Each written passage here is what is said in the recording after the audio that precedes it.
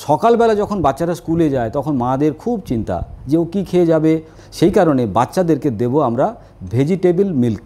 আমাদের কিছু লাগবে অ্যালমন্ড, এবং এটাকে মিষ্টি করার জন্য লাগবে কিছুটা খেজুর, কারণ খেজুর দিয়ে আমরা মিষ্টি করব।